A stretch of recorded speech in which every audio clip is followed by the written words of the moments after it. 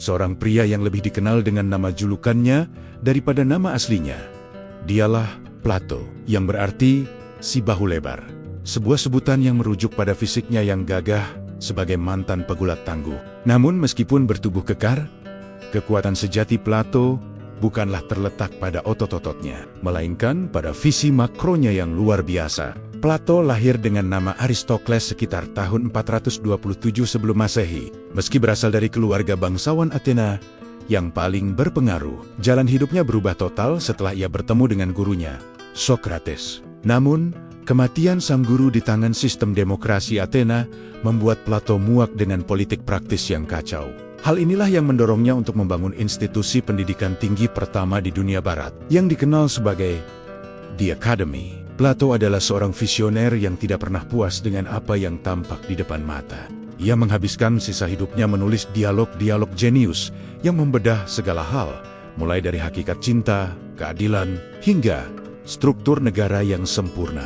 Baginya, seorang pemimpin tidak boleh hanya mengandalkan popularitas, tetapi harus memiliki kedalaman intelektual yang luar biasa. Ia percaya bahwa dunia yang kita tinggali saat ini hanyalah bayangan dari sesuatu yang jauh lebih nyata. Dan tugas seorang pemimpin adalah melihat realitas yang lebih tinggi tersebut. Dalam pandangannya tentang realitas, Plato memperkenalkan teori ide.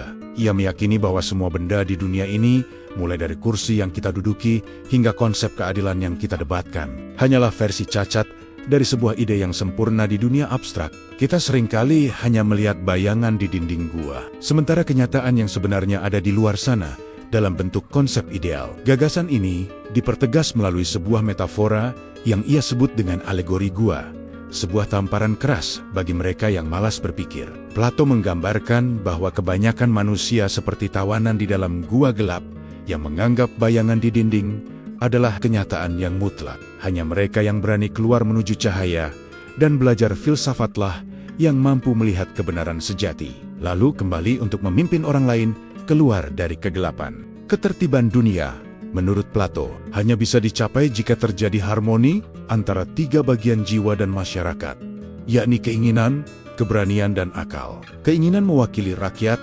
keberanian mewakili militer, dan akal yang harus menjadi pemimpin. Harmoni sejati hanya tercipta jika akal budi memegang kendali penuh. Inilah yang melahirkan konsep philosopher king atau raja filsuf, di mana seorang pemimpin haruslah seorang pemikir strategis yang tidak didorong oleh nafsu atau ego pribadi, melainkan oleh kebenaran dan kebijaksanaan demi kebaikan bersama.